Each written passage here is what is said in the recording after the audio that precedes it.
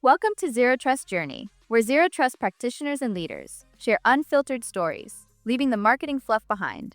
This is not another vendor pitch.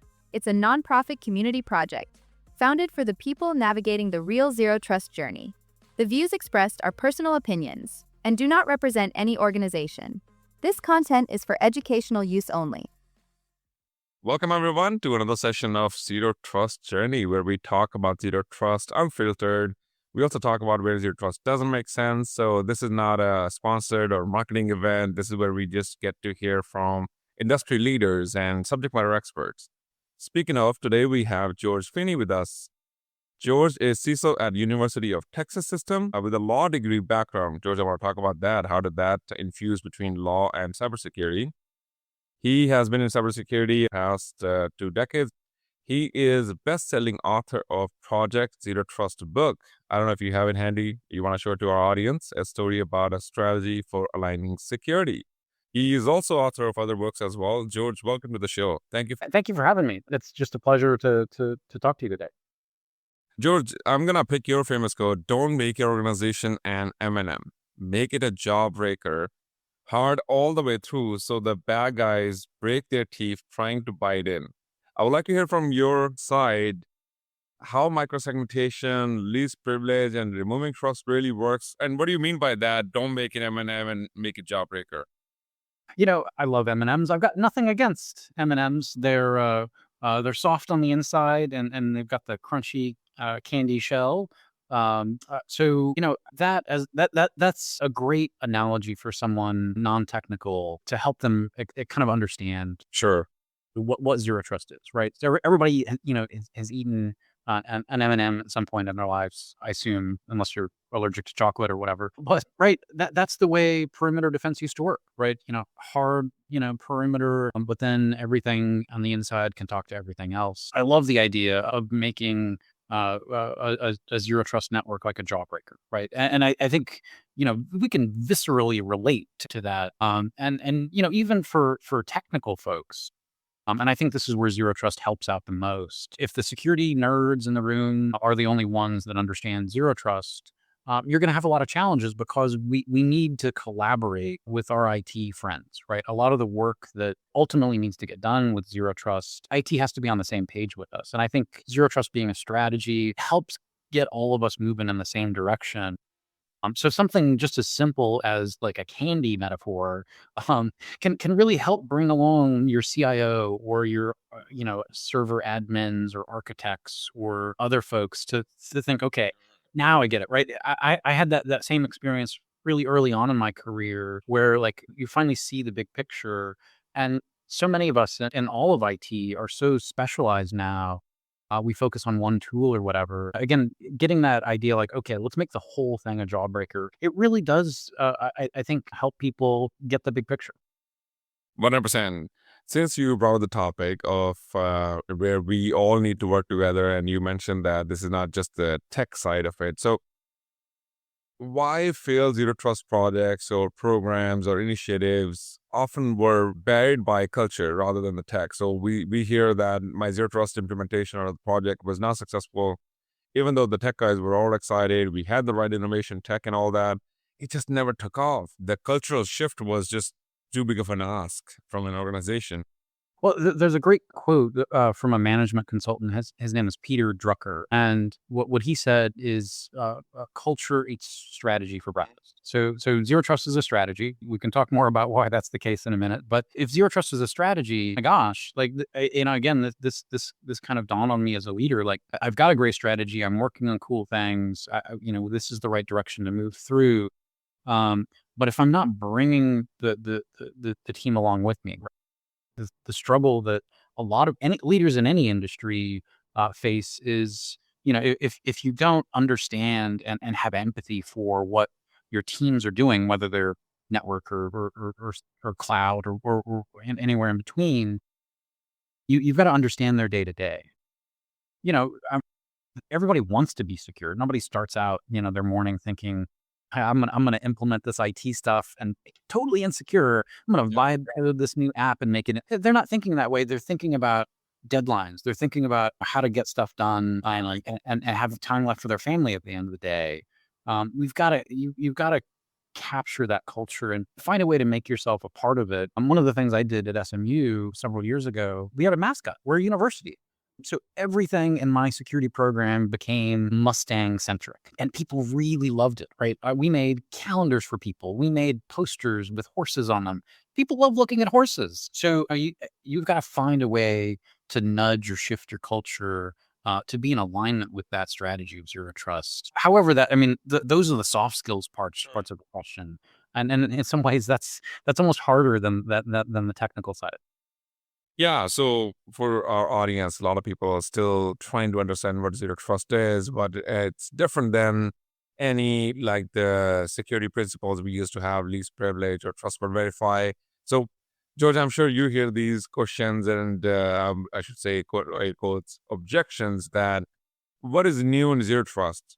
Like, why do we have to continue talking about zero trust? Why can't we just execute the principles that we discussed, let's say 3 decades ago, like least privilege or trust but verify, or I want to make sure that I have business alignment. Like those were the principles already.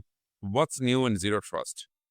Yeah, I had this really eye-opening conversation a little over a year ago with the CISO for a top 5 bank in the world. And what they asked me was, they had a meeting with their leadership, and they're like, well, zero trust, like, isn't that like a couple years old now? Like, what's the new thing? Like, oh, zero trust is just a fad. And I mean, it's an interesting idea, right?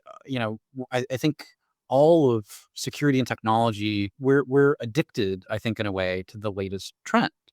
We're always following the new things and new tech. Zero trust is not a fad; it's a strategy, right? So let's stop here for a second.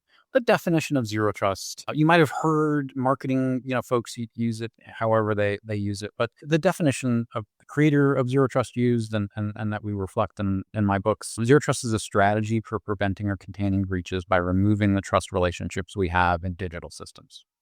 So very simple, one sentence, very easy to understand your elevator pitch. It's a strategy. And whatever new thing comes along, whatever new tech that we end up having to secure or chase or whatever, AI, what have you, cool, my strategy stays the same, right? The conditions on the field are still all about trust and bad guys exploiting trust relationships, even in AI or even in some of the newer tech that's out. That is the focus of zero trust. And I don't have to change my strategy every 6 months when a new marketing buzzword comes. That to me is actually comforting as a security leader because I can continue on the same direction, chart the same course without having to shift gears all the time, which frankly is exhausting.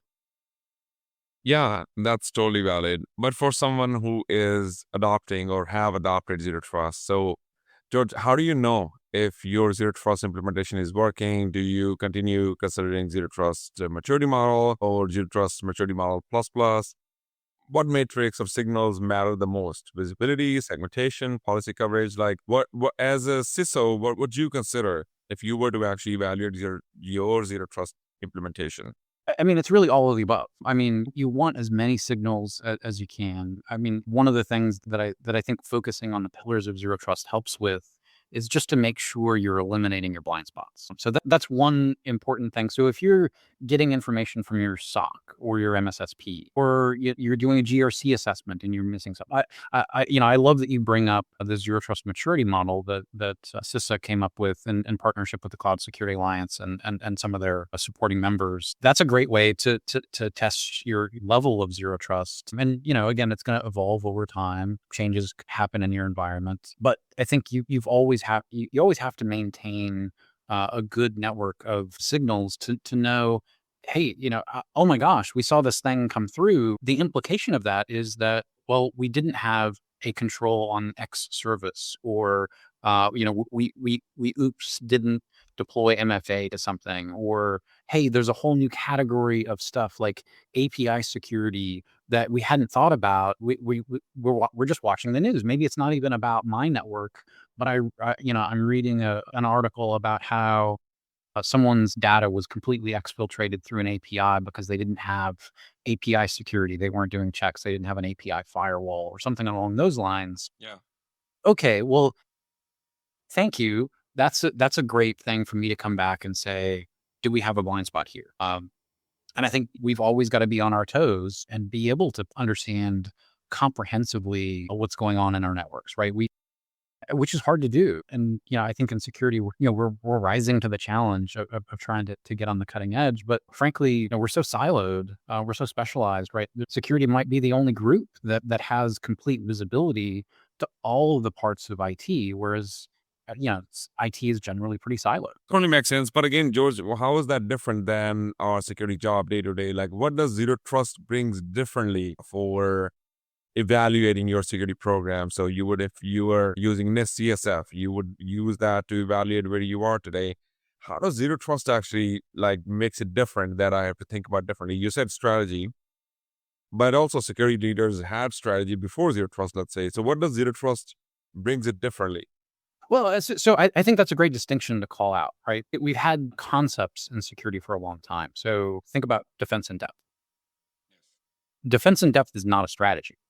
It's a concept, it's a practice, but does it actually meet the definition of a strategy, right? I know that layers of my security stack are going to fail at certain points, and defense in depth tells us you need more layers. Cool. It's not there's no end goal to that, right? There's no common denominator. It's not asking why the layers are failing. For example, zero trust says, okay, well, we're looking to the why. Why did that layer fail? Sure. It's trust. How do we pull out those trusts in a way that doesn't impact the organization or productivity or usability? So, I think focusing on that strategic approach, I would actually argue that maybe we don't have other strategies when it comes to security. Right. So, cool. Maybe your compliance is your strategy. I mean, okay, if your goal is just to be minimally compliant, well, that's the goal. You can have a strategy to check boxes. Cool. That didn't prevent a breach. First of all, I love frameworks out there, but again, going back to, I think a framework is a good way to, understand whether you've got a complete program, because you have to have all the things. Cool. You've got all the things, but did you also harden your systems, right? That those kinds of steps aren't necessarily specified in every compliance framework, right? Cool, you're required to do a pen test on some sort of regular basis. Did you do anything with the results? Did you harden your systems? Did you close the gaps? What's your SLA for doing that? Again, I think zero trust forces us, to answer your question, in our day-to-day. It keeps us connected to the big picture and helps us make sure that we're closing our gaps in a prioritized, appropriate way. Right. George, in your experience, have you seen someone gone through the journey and executed zero trust, implemented the architecture?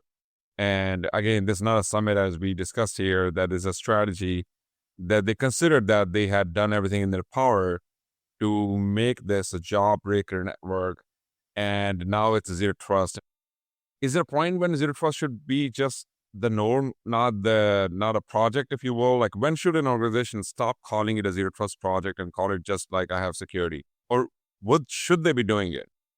Yeah, I think in a lot of ways, right, we know our attackers are always evolving. There's new techniques to exploit our organizations. We know our organizations are always growing and changing and evolving. Sometimes we're acquiring companies. Sometimes we're adopting new technologies or shifting. So I think your initial journey into zero trust, getting the basics done, might take a couple of years.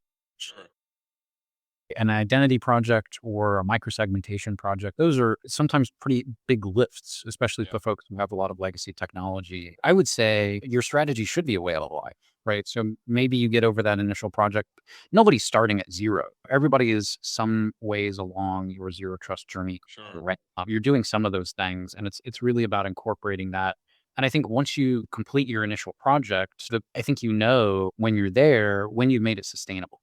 Right? When your IT teams are already baking that in, when your dev teams have integrated security into their workflows and they believe in it, that I think is where, you're on a sustaining maintenance journey now. You're not necessarily having to do a lot of heavy lifting. Just like if you were to start working out, you can meet your goals. You might have to work out more at first, but then you're more on a maintenance routine after the muscle mass you've created. Right? That's the idea.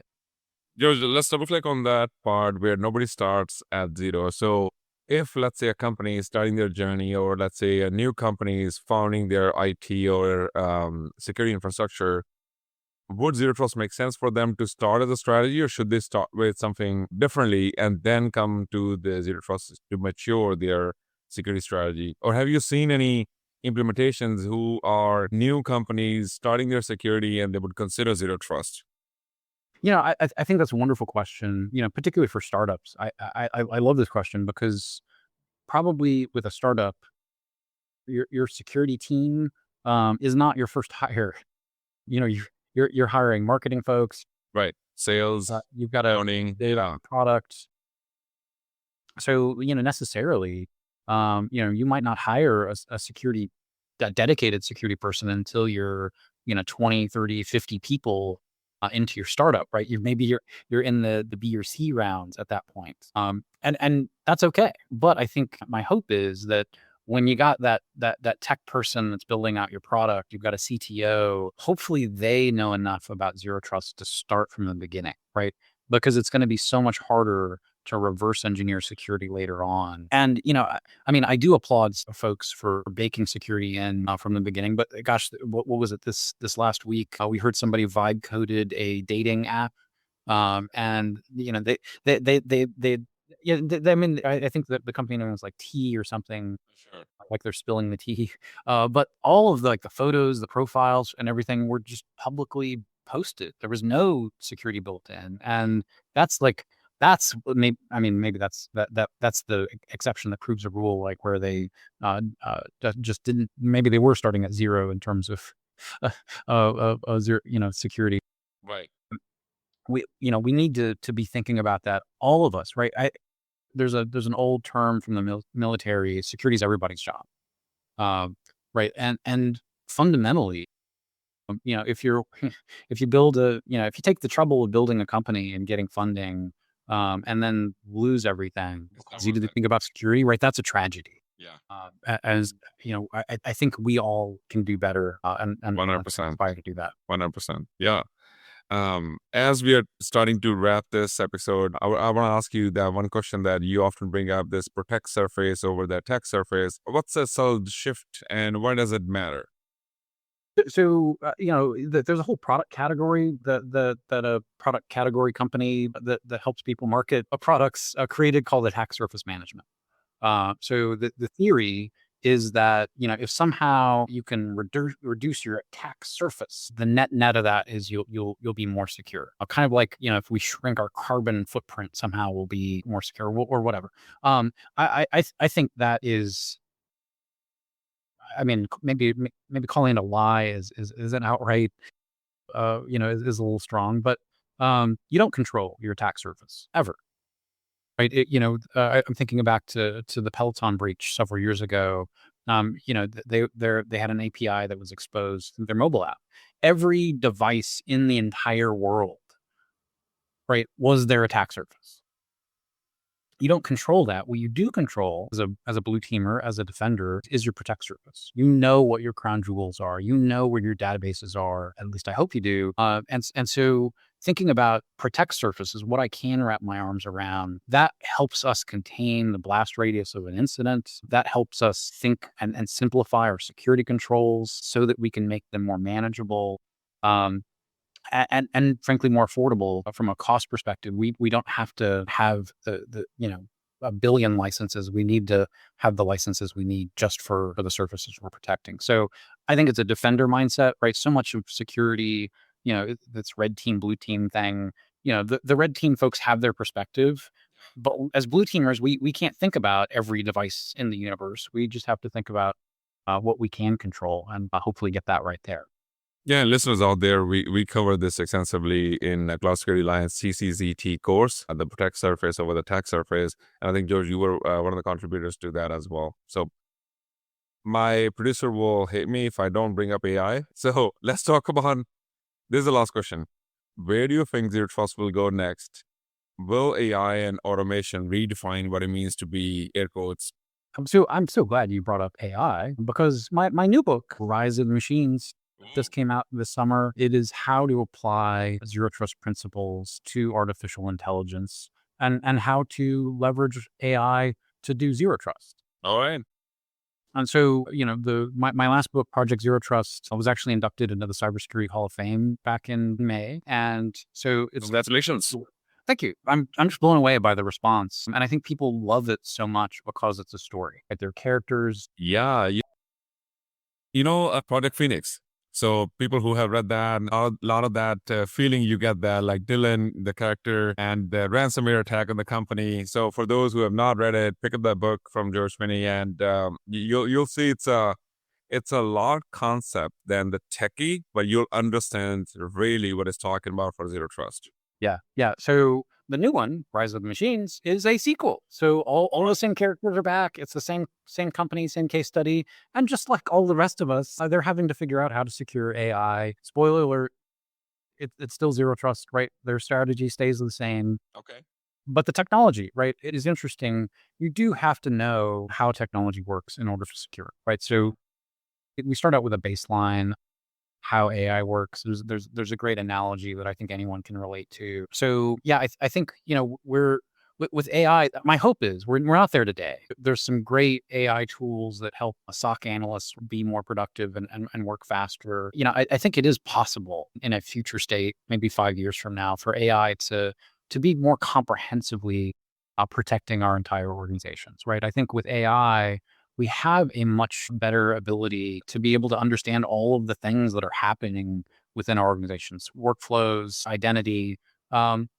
And I think it'll start to help us scale zero trust even more quickly. So instead of looking at a 2, 3, 5 year implementation timeline for some zero trust projects, I think that's where we will see the big difference with AI and zero trust, is being able to shrink that journey down into weeks or months instead of years. I threw some spoilers in there, but there's so much great stuff in the new book.